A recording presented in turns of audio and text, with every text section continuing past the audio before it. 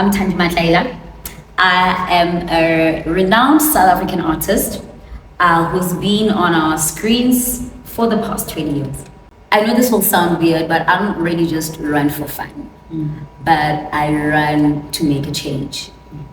Everything that I involve myself in, it needs to make a difference, not just in my life, but in the lives of those in and around my space. First and foremost, I run to motivate people that actually running is good for you. You don't need a gym membership for you to be healthy. Just get out of your house and go run. And I know that most kids don't run because they don't have the right running shoes, or they don't want to be seen as, oh, when I did how they saw. So one is also to instill dignity back into their lives, because I literally have one body. Okay. And if I don't take care of it, it's over, it's done. And secondly, I've learned that the more you take care of your body, the more it will take care of you. Running is my therapy. Okay. And while I'm sure you've only seen it now, but I've been running for the longest of times. I've always done road running for me. Yo, I see. It's always been, I will wake up and go and run for myself, and I will not go to races because I like my space. Firstly, I don't think it's necessary to be on the road for that long. Why? It's not necessary. Like, why? Guys, why must we be on the road for 5 hours? So 21 from me, I'm just like, it's the perfect distance. It's the perfect distance. 42 is just too long.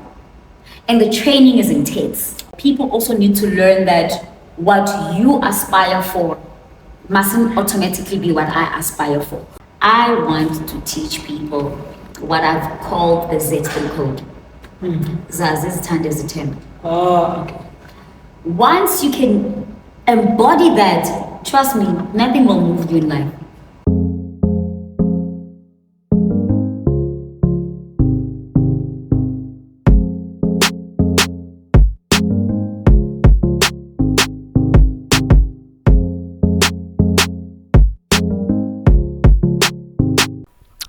Folks, welcome to this episode of the Runners Podcast with myself, Rotogolo.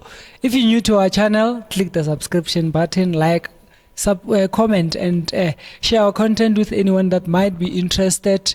And yeah, today is Pete Imbogoto, Usisi, Thandy Matlaila. So we are going to be talking running fitness. I think we've seen her most of the time on our screens, and today I've got her here. I'm not seeing her on the screen today, but I'm seeing her live. Zithande, welcome to our channel. Thank you very much. I know it's been a long time coming. The life of a runner, hey? Always running around. but I guess for me is that thing of saying sometimes it's at the right place at the right time. You know why I'm saying this? You are part to Run Alex, and we spoke about this, or we arranged this after the Run Alex, which is you are involved somewhere. You will tell us how you are involved in that, and I think that was a precursor to us meeting today. Oh, definitely. So how you want to know how I'm involved with Run Alex? Let's just talk about Run. Why are you involved with Run Alex? So I know this will sound weird, but I don't really just run for fun, but I run to make a change. Everything that I involve myself in, it needs to make a difference, not just in my life, but in the lives of those in and around my space. Yeah. First and foremost, I run to motivate people that actually running is good for you. You don't need a gym membership for you to be healthy. Just get out of your house and go run. That being healthy does not need to be extravagant. You don't need expensive gym memberships, man. Literally, you can just use your body and just get out there. Yeah. So I adopted Run Alex in 2024. Okay. When I went to Cape Town to run the Cape Town Marathon to raise funds for them. Okay, yeah. Yes. So actually the month of March, I have been doing those handovers to Run Alex. Okay. Yes. So did you do a handover this year again? Yes, I did. So I ran in October Yes, yeah. And I had a couple of brand partners outside of individuals who donated money to go buy whatever. But the aim was to buy the kids running shoes and sports bras. Yeah. For me, those are one of the two most important things. Because one, for you to run, you need shoes. Yeah. You know, and I know that most kids don't run because they don't have the right running shoes, or they don't want to be seen as, oh, and I did how they saw. So one, it's also to instill dignity back into their lives. And secondly, women, guys, we grow boobs. It's inevitable that it's going to happen. Whether you want it or not, whether you can afford a bra or not, it's going to happen. Yeah. You know what I mean? It's really one of those. And for me, I'm just like, I don't think it's fair that these children are not given the same opportunities because now they are growing differently. So that's why I do sports bras and shoes. And big up to you and Run Alex, because I was happy to be at the Alex Run this weekend just to see if you saw the energy, the vibe, the clubs, the buses, and some of our well-known runners been there. Like I saw Fitma, I saw Abusipo, Marima, the Skinny Game members, and so forth. So it was just refreshing to see people going to Alex to run. And big up to you guys, because you are also making a difference in the Alex community. But then one would ask themselves, because sometimes we just get attached to seeing you on the screen without even knowing your background. And I think this is a platform whereby we just like personally, I like people to, when I say introduce yourself, tell us what you want us to know about you. Jeez, what do I want? You know what? Everything that's out there is everything that I want people to know. Everything that I've not said is everything that I don't want them to know. Okay. But in a nutshell, I'm Thandy Matlaila. I am a renowned South African artist who's been on our screens for the past 20 years. Wow. I know. The minute I say 20, they're like, oh, are you that old? I'm like, no, I started it young. Leave me alone. Yeah. But yes, that's part of life. Yeah, this is my 20th year in the industry. And congratulations. Thank you very much. Thank you very much. It's been an interesting journey to be part of the revolution of entertainment, and not just entertainment, but also the sports culture and how do I want to put it? Acting and athletics, or rather entertainment and sports, are not that far off. Yeah. Because even as an athlete, you're an entertainer. Yeah. And that's also one of the things that over the years I want to grow in. That athletes need to understand that they are a brand and they are the money, and they should carry themselves as the money. Should I start doing that? I'll start taking myself serious. No. Really, you really should. Because I have these type of conversations, but like in small low corners, when I either do a CGA seminar for the women or whatever. But it's a topic that we need to talk about, because people would be like, yeah, our athletes are not taken seriously, and my question goes back and be like, do they take themselves seriously? I can't expect you to respect me if I don't respect myself. I can't expect you to take me seriously if I don't take myself seriously. I can't expect you to put money in me if I don't see myself as the money. That's profound. You know what I mean? Yeah. And I'm not saying they consciously doing it. They just need to be taught that they are the money. Yeah. You will find athletes. Doesn't matter whatever space that you are in, you are still a brand. There are still people looking and watching, especially in running, because I might never know, like, I didn't know that you're part of Runners, a podcast. But for instance, chances are you could have been a Nike brand manager. Yeah. And then you are seeing all these athletes, when they are finished running, they're smoking happily, they're smoking cigarettes, and you're just like, I don't want to associate my brand with that. Yeah. And we're not saying they can't do those things, but in your workspace, and this is what they don't understand, a race for them is their office. A race for them. And you see, so these are the low conversations that I need, and I want people to understand. When an athlete is at a race, they're at work, they're at the office. Yeah. Now go back to how you treat yourself when you're at the office. Oh yeah. So you conduct yourself professionally. Exactly. Now you are seeing and I'm just like, if I were a brand manager, I wouldn't want to be part of my brand. You know what I mean? And then people start asking themselves, why are our athletes not sponsored? And then they start putting in the racial thing. And I say to them, it's got very little to do with race. It does, but very little to do with race, and everything to do with, do I see you as a representative of my brand? Do I see my Coke next to you? Do I see my Adidas next to you? Do I see my Total Sports next to you? You know what I mean? So when you go out there, especially as an athlete, know how to conduct yourself. And it's funny, the culture is changing so much. I'm seeing influencers carrying themselves better than the athletes. And that's because you have, right? They know how to conduct themselves. They know how to draw out the money towards themselves. And I think our athletes, is a matter of they never got taught, so we cannot blame most of them. Hence, I'm saying these are conversations that need to be had in bigger rooms, where we say to you, you are the brand. Where do you want to see yourself? Which brands do you want to see yourself associating with? Once you can align and say, these are the brands I want to associate myself with, start acting accordingly to fit that profile. Thank you for the master class. But then let's just take it back to where you started. Let's start with acting. What drew you to acting, and how did you it's such a difficult industry to break into. Definitely. And we just think sometimes, I want to be like, when I grew up, I used to admire generations to say, I wish I could go for auditions, generation, and then I go date, Mashaba. But I hear you. I'm just gossiping about this one. And for me, it was just thing of saying, maybe I can wake up tomorrow and just go there and be there, and then after that, Kenneth will kill me. Then I'm off. That was just my wish. But I got you.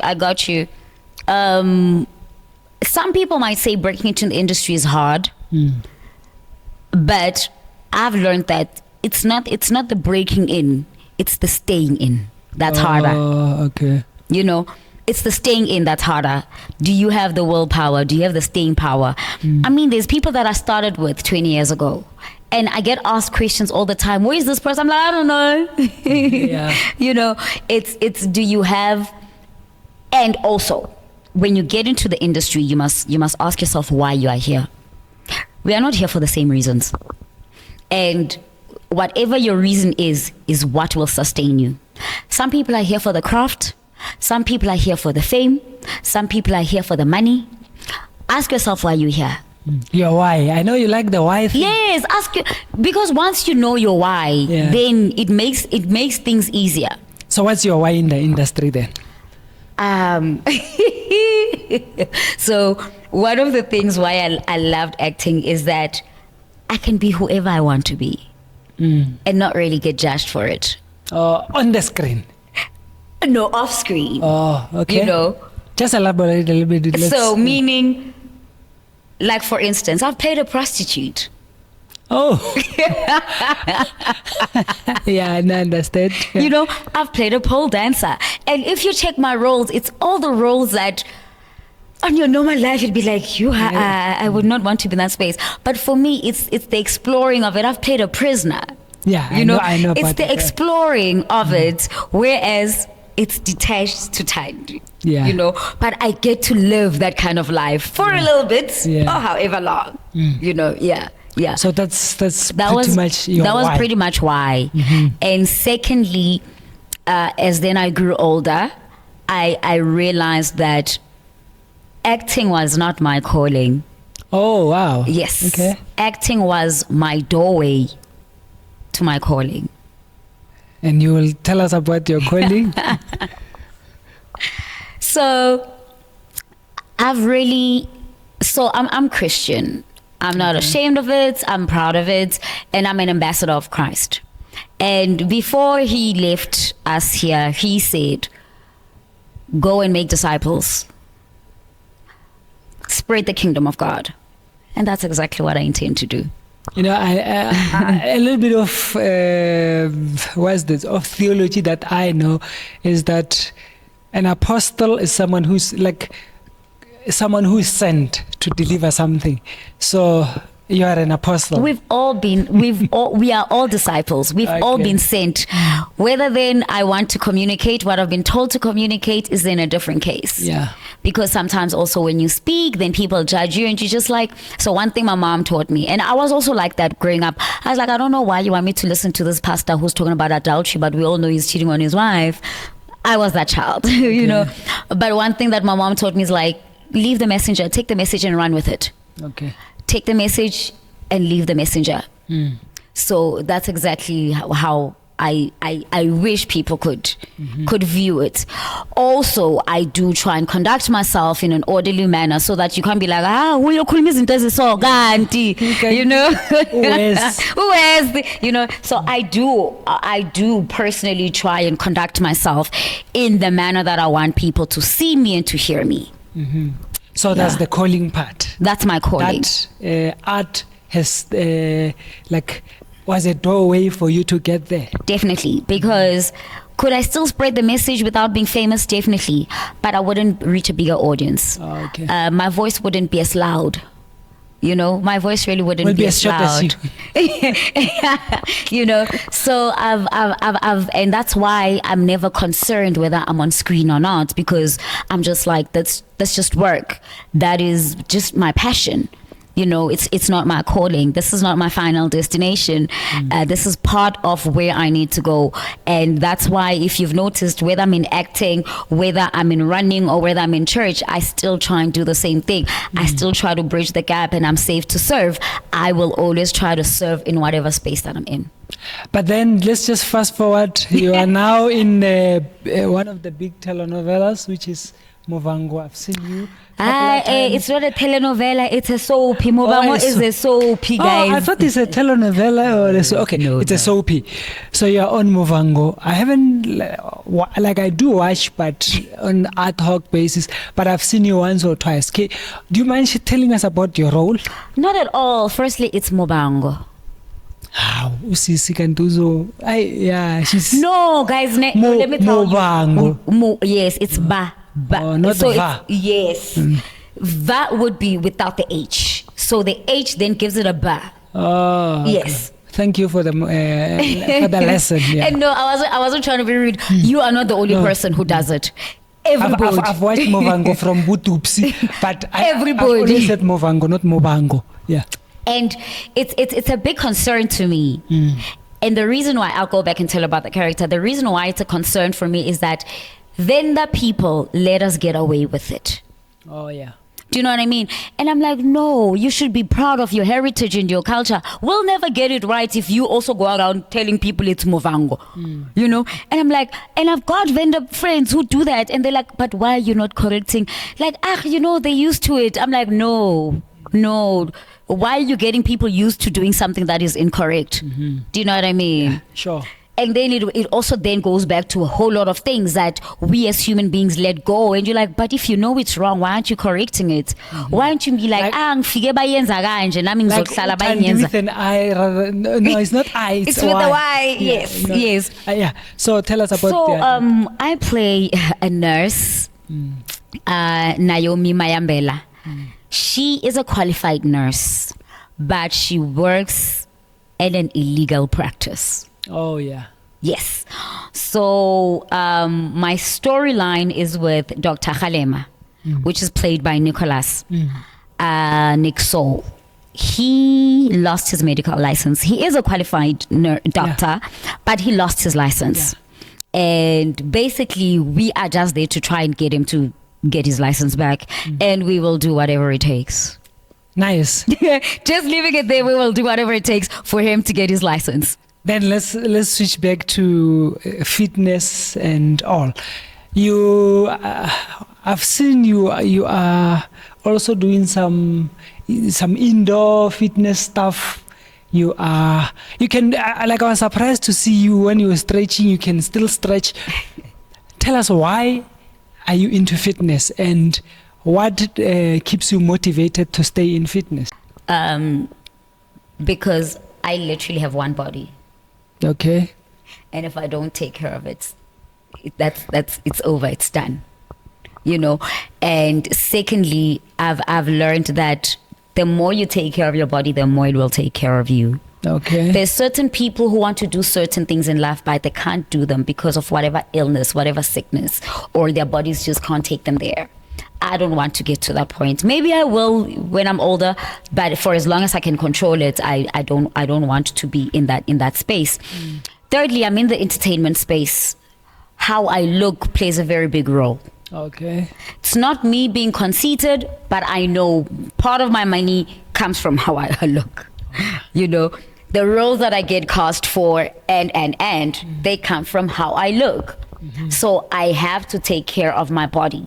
And fourthly, going back to being an actress, I have to embody another character.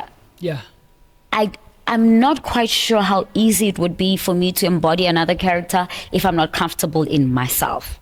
So it all had to do with me being happy with myself for me to take on any other role. Yeah. So the one that I will be biased towards is road running. I know you're doing cross countries That's and great. stuff, but let's talk about the road running. Gotcha. Why road running? Running is my therapy. Okay.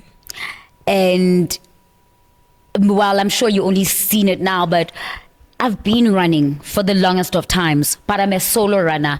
I didn't really do races because I ran for me. Okay. But then when I wanted then to start using my running to give back, then I had to make it a public thing. Okay. You know, but honestly, people are just like, and that's why I'm just like, no, I'm figila. You guys just see me now because I associated myself with Skindi Gang since last year. Oh, but I've been, yes, no, I've only joined Skindi. Yeah. I joined them to run my first marathon. That's why I got, because for me, I was like, I've got experience or I've got knowledge of everything else. I just don't have experience or knowledge of marathon running. And also, I'm not a fan. I'm not a fan. So I need people who are bigger fans, you know, because if I stick around with my 21 people, they'll be telling me like, there's no need, which is what I tell myself every day. There's no need to run a marathon. There's no need to run. So I needed people who are just like, yes, you must go out. And that's precisely. Gang, Yep. Oh, Coach Bongs. They don't get it. Good luck with you. Good luck with Coach Bongs. They don't understand why I don't want to run marathons because for them, they just like, you've got the body, you've got the physique, you've got the mind. I'm like, no, I don't think I've got the mind because I don't want it. When did you start your cross country and is it cross country? Yes. Jeez. Okay. So I've been running possibly for the past 20 years as well, 20 years.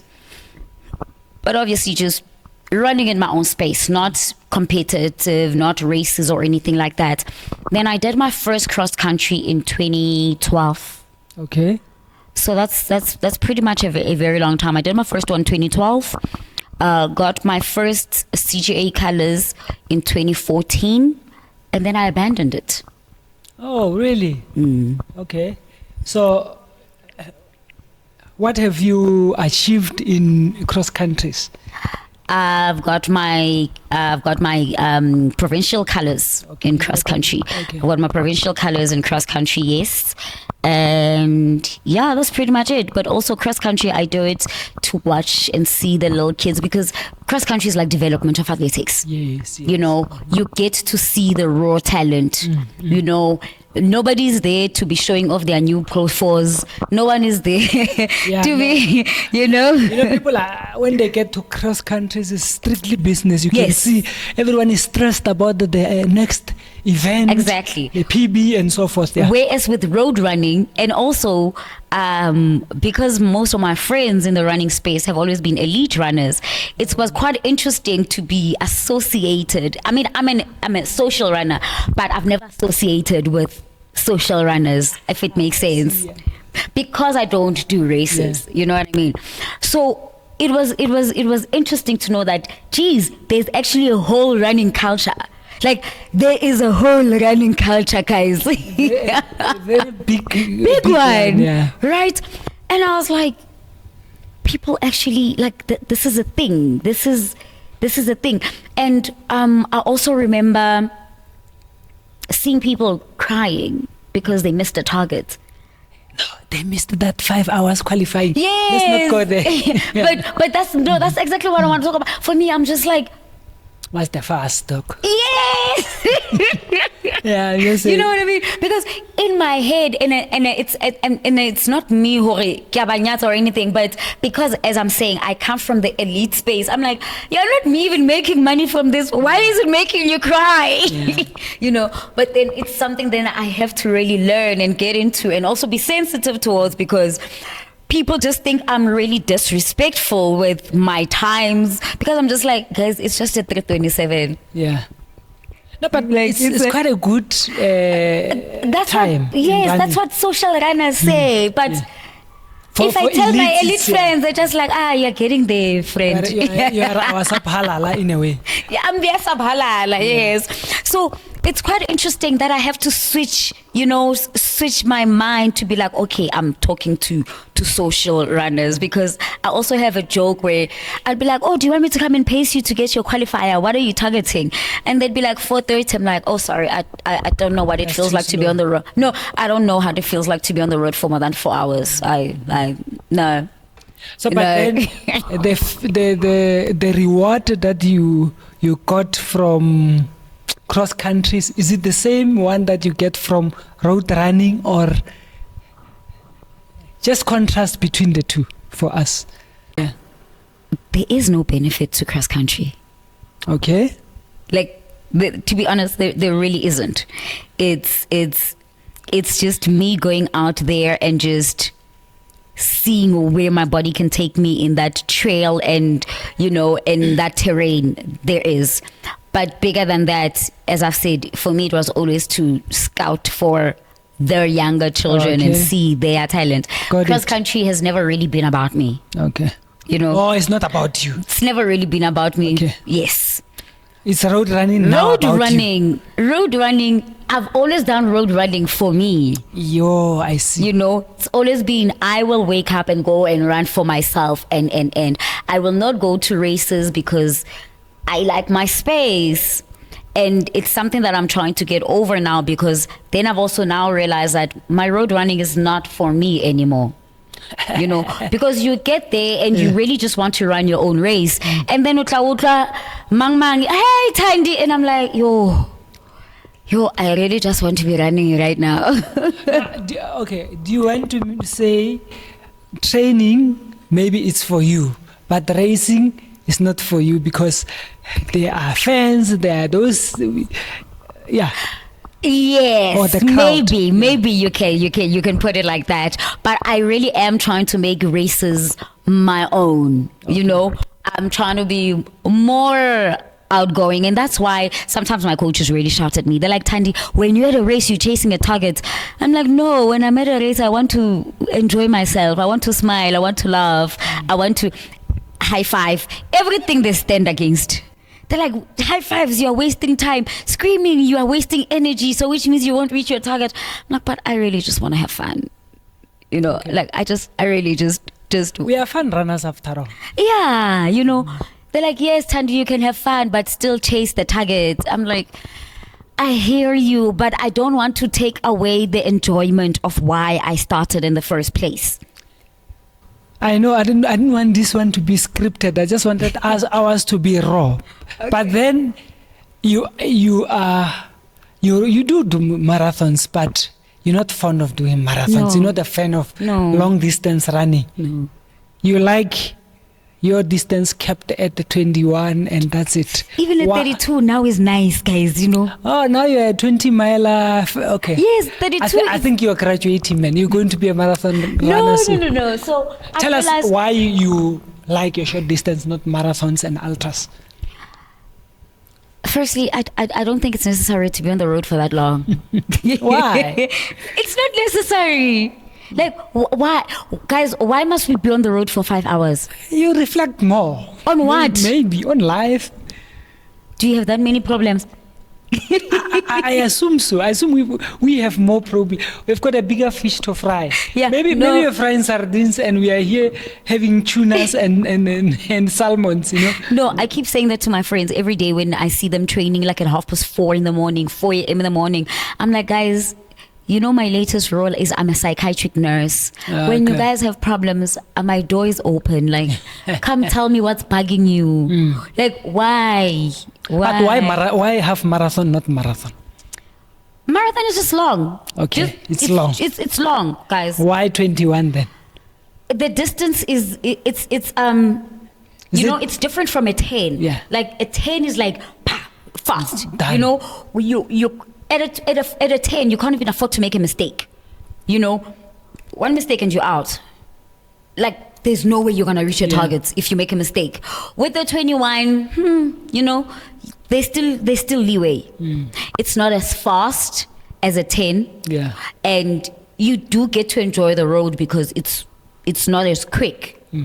So 21 for me, I'm just like, it's the perfect distance. It's the perfect distance. 42 is just too long. And the training is intense. Okay. You know, the training is intense. And then hence where the 32 comes in. For me, I'm just like, oh, you still, when you want to test the endurance, the 32 is fine. Really? Maybe because it's a 20 miler. Maybe we'll say to you when you run your next marathon, you are doing 26 miles. So still 20 something. No. Don't get it wrong. I will do my next marathon. I'm not even going to front about that one because I have unfinished business at Elands. You did Elands this year. Your first Elands. No, it was my second one. Okay. I won't say I did it. I didn't finish. Oh, okay. I didn't finish. Oh, you DNF'd. Yes, I DNF'd. Okay. Consciously so. Okay. You know. So 4 weeks before the race, I got injured. Oh, shame, yeah. You know. And the idea was not to go because I couldn't even move. Oh, you know. Yeah, I understand. So I also then try to get out of my head because, you know, especially when it's a distance that you don't like, it's easy for you to be like, I'm sorry. But then, so I sat with myself and I was like, Tandi, is it because you really won't be able to do it? Or is it because it's a distance that you don't like? Okay. And then I was like, get on the road, do as long as you will be able to do. You know, I started doing a bit of speed work with the guys and it was fine. At 16, I could feel my groin. That's the injury that I have. In fact, I'm still working through it now. Yeah. So I was like, okay, let's push until 21. Let's just get it 21 and then we can call it a day. And that's exactly what I did. Pushed to 21, got a 21K PB, and I was like I'm also at a point where I'm like, I don't have to prove anything to anyone. I wanted a 320, you know, and I'm going back to Elands to go and get it next year. Nice. Yes. I think I'll do Elands next year. I have unfinished business. Just to see you finish your thingy. And, you know, you are in a group of, I'll call them toxic. Not that they're toxic. I hear you. No, is the perfect word. You are in a company of toxic people. Toxic those guys, I know they are pushing for Comrade Silver. Why? I know you say marathon is long, but why are you not persuaded by them to try at least one comrades? No. I know it's not your favorite cup of topic to talk about, but why not? Maybe there's something we don't understand. No, first of all, the human body was never created to run that distance. Okay. Like, also, I don't want to use the word it's unnecessary because I've been using it quite a lot. But I understand why they do it. I just don't have the same aspirations. Okay. You know, and people also need to learn that what you aspire for mustn't automatically be what I aspire for. When I do comrades, it must be because I want to do it, not because, and this is what gets people a lot of injuries or a lot of unhappiness in the running space. Now I'm a happy runner. I'm a happy runner because I run in my lane. I'm not like, oh, Kuhubonu it's at 320. If you can do a 320, so can I. You see that attitude? Don't do it, guys. Don't do it, because you also don't know what this person is doing when we leave the space. You know, you can do comrades. Lena, I can do comrades. I know I can do comrades. I just don't want to. Yeah. And people need to be okay with that. I know it hurts a lot of people because they're like, wasted talent. I'm like, no, it's not wasted talent. Because you must know, once I graduate to comrades, then you must know that my speed goes down. Yeah. Chances of me ever getting faster in my shorter distances in my cross country, and cross country is fast, guys. It's 4Ks. Literally, it's 4Ks. It's power. You are there. By the time you are trying to breathe, someone is already by the finish line. Yeah. You know what I mean? I don't think I'll be able to have that speed. Will I have endurance? Definitely. But I don't believe I will have the speed that I still want to have for the things that I want to do. You know? No, at least it's a journey, man. You can stand your ground, because you can stand our toxicity. And I'm grateful, or I'm glad to hear someone. I think you're one of the first people that I've had that stood firmly on saying, I'm not gonna do marathon, is unnecessary. I'm not gonna do comrades. You know, that there are few of those people. You know what? You are so right. Like, the people I hang out with are so toxic. Last year I went to 2 oceans. Yeah. But I went to run the 21. Yeah. But supported the 56. Yeah. So when they came into the finish line, they bring their medals. Don't you? Doesn't. I'm like, no. Nope. They're like, don't you want this kind of medal? No. I'm not flinching. But tomorrow I'm gonna run. Which I went and ran the 21. Okay. Comrades, I was there to support them. This medal, I'm like, I'm happy that it makes you this happy. Like that small medal. It's cute. No shame, it's nice. Yeah. And then? But yeah, like, I'm there. Like, I'm really there. Yeah. But then, how do you balance between doing your yogas, in your Pilates? I don't know what else you get up to, running, and your social, your work life, because you are an actor, you are a speaker, you are. I don't know how many hats you wear, but how do you balance between wearing those different hats? Because I think you've seen me only wearing a comrade's cap. No, and that's precisely why there's certain things that I'm not in a rush to do, because there still are other things that I want to do. I know that if I do comrades, I will probably have to forget ever getting on my yoga mat. Okay. You know what I mean? Because it's so intense. Like, I know now this week, they're starting with 2 sessions. But you're part of the Skindy gang, and you were hosting one of their... No, and I do. I host their lives. Yeah. But what I'm trying to say is, I could not afford to do 2 sessions. I personally, at this point in time, I can't afford to do 2 sessions, because yes, you're right, I still want to do my yoga, and I still want to be present when I go out with my friends. You know, guys, like, as runners, and that's why I'm saying marathon training is so intense. Marathon training needs you when it hits 9 o'clock, when people are like, yeah, it's nice, you're like, guys, I must go, I got a long run tomorrow morning.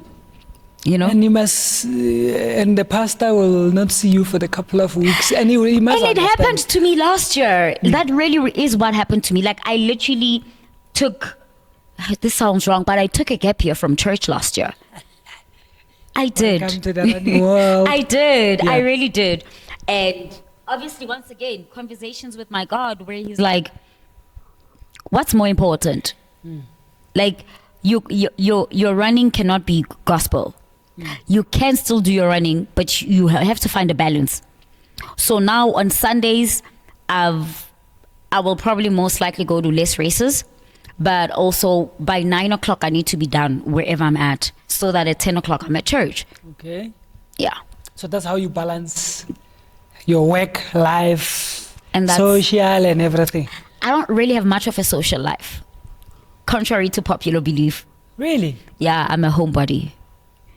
And then what else do you do outside what we see you doing? So, if most of the time when you see me out, chances are I'm working. So you will see me at events and all of that. And for me, that doubles up as my social life. That doubles up as catching up with my friends and all of that. But the whole situation of Let's go clubbing on a Saturday night. That's never been my life, and I'm not about to start now. And outside this, I know you are involved from time to time in community projects whereby you're giving back to the communities. Are you still doing? Okay. Do you mind telling us how old you are? I'm 37. Okay, you're 37. Yes. Are you still doing 27 dresses? Actually, this year I want to bring it back. That's 37 dresses now. No, it's 27 dresses. Okay.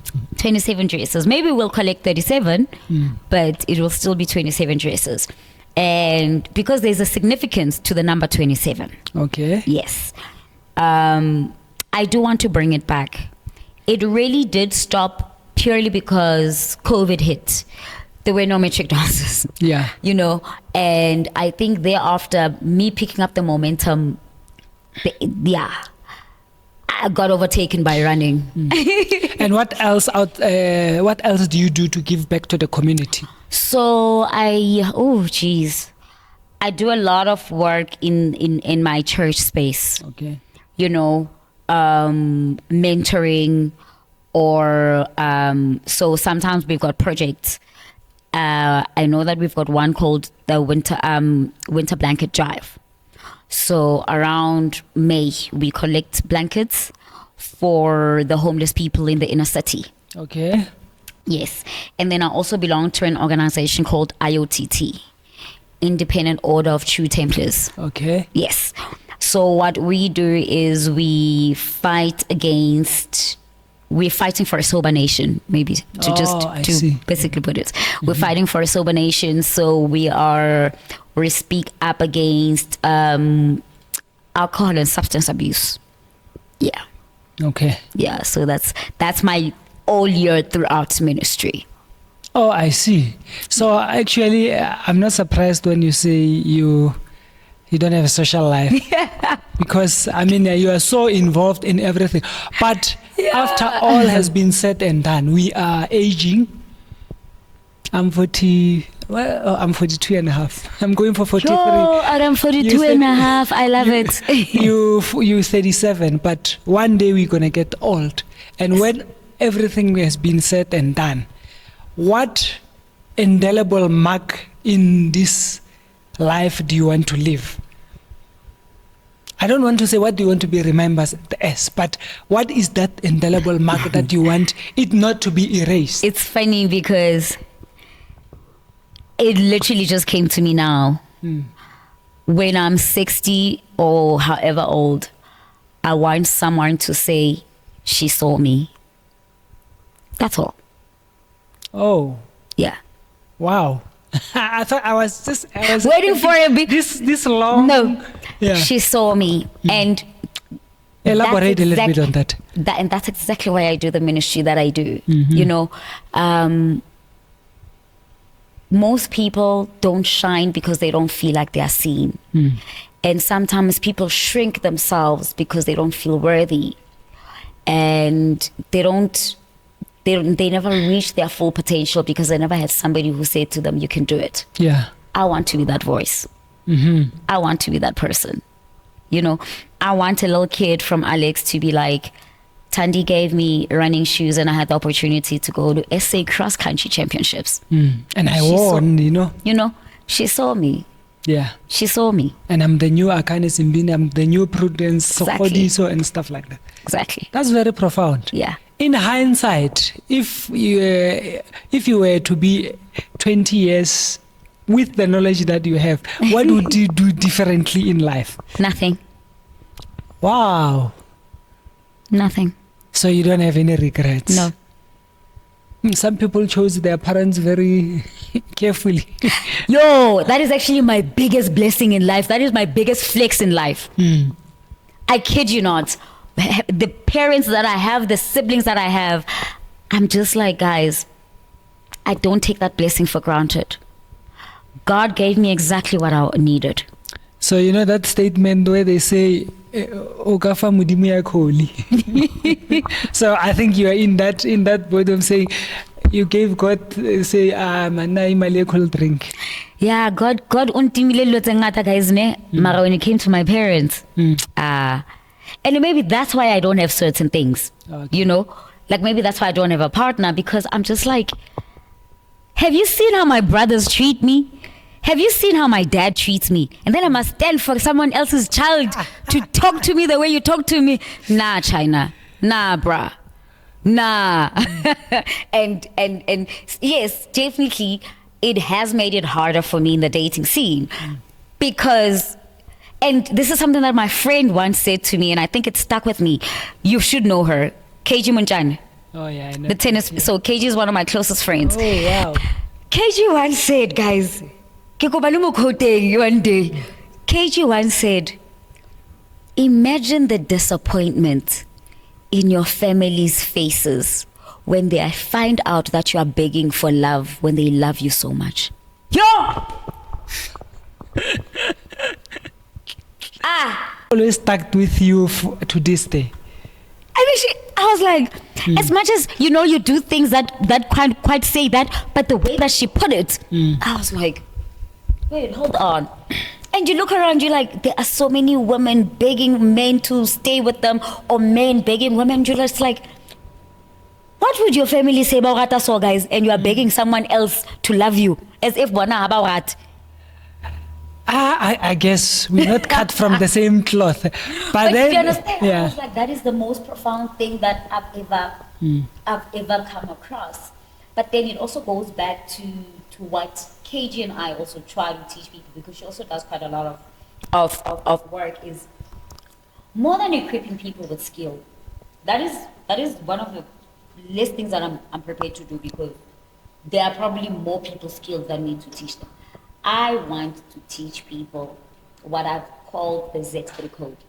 Zazi, Zithande, Zithembe. Oh, okay. Once you can embody that, trust me, nothing will move you in life. No one who says to you, Mazgan comrades, will move you because we are Zazi. But we are Zithembe. She just had to throw I had in to the go there, comrades. yes. But you understand, certain people fall for peer pressure because they abazazi, abazthembi, like you don't even trust your own abilities, that you're gonna listen to what the next person says. And I'm just like, the minute each and every single person, it's not even an exclusive thing. It's not even a Thandi thing. Once you can embody ukuzazi, ukuzithanda, ukuzithemba, trust me, peace. Just Peace. in closing, ne? I know we can go on and on. That time we're like, this is going to be short and brief. I know we can go on and on, but then what? I know God has blessed you with everything, but what are some of those things that you still, supplicate with God to say, if you can give me this and that, I will be complete in this life? Do we ever have enough money? I don't know. Some people do. Some people think they do, but Elon Musk has got enough. Do you know, you and I are saying enough, but according to him, he still has a long way to go. Really? Okay. In his head. Yeah. Because so I take it money's for one of those. So, what is it? I've never been one to, and this is something that I learned, that when you pray, your prayer must never be a prayer of supplication, but of appreciation. Okay. Because once you supplicate, then it means that you feel there's a lack in your life. And I try to live my life believing that I'm full and I'm content. Okay. But yes, of course, I would one day love to settle down, have a family.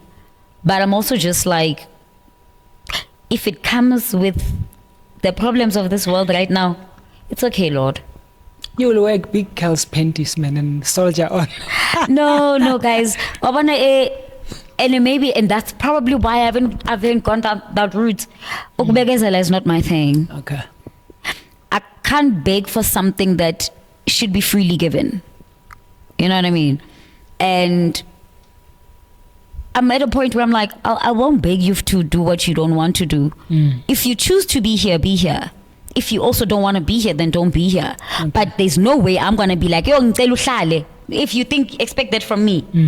And I know in the past, it has been viewed as I don't work for much. It's been viewed as something that is negative, like you don't work for anything. You don't work on your relationships. I'm like, no, there's things I will work on, but for somebody else's love, I will not. Okay. Because we both made the choice that we want to do this. Yeah. So they say love is what? Requited.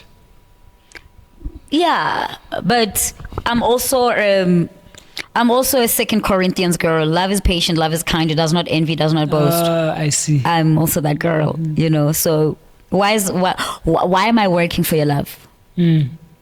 But it's patient, and okay, agana patience. But yeah. Hi, love is patient. No, and you know what? And this is the thing. I am. Okay. I'm patient, but I can be patient at a distance. I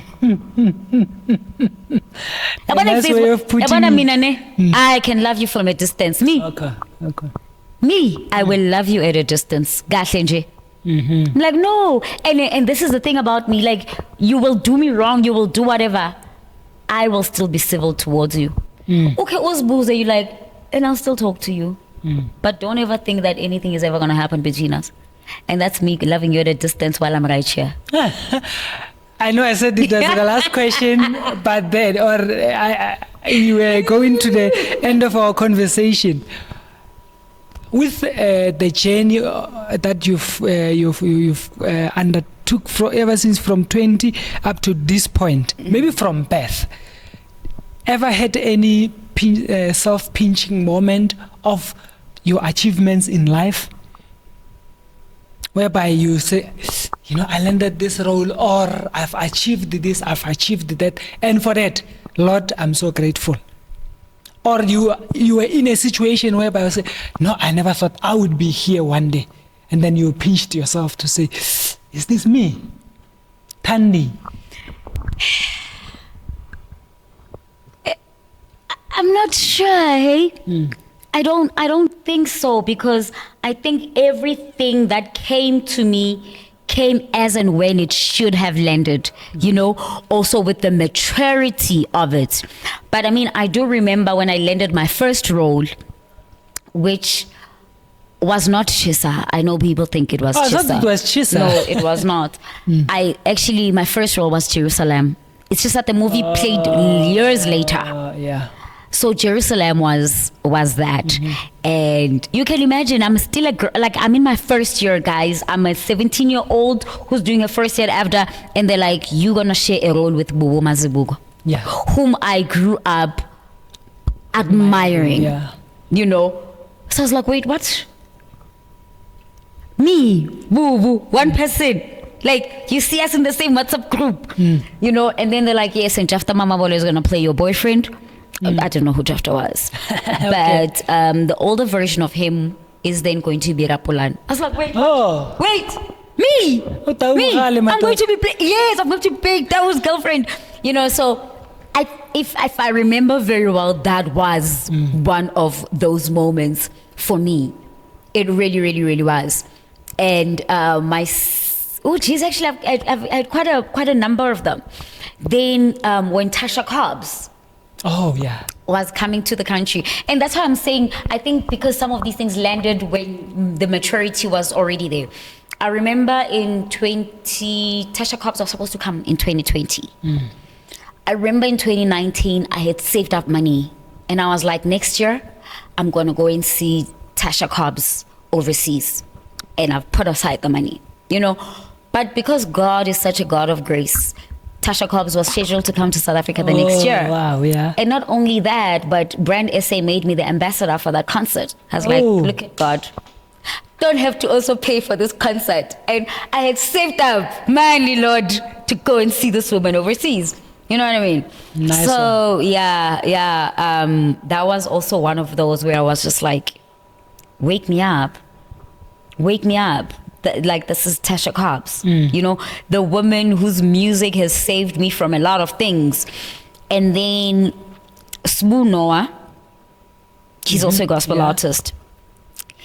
When he did his one-man show, I think 2022, he asked me to MC his one-man show over the 2 nights. Oh, wow.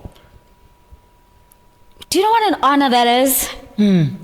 I'm just like, this anointed man saw me worthy to breathe life into his ministry. Yeah. You know, because it's one thing speaking at an event, but MCing, you are literally carrying everything. Yeah. Do you know what I mean? You must pull the crowd along. Exactly. And for me, I was just like, wake me up.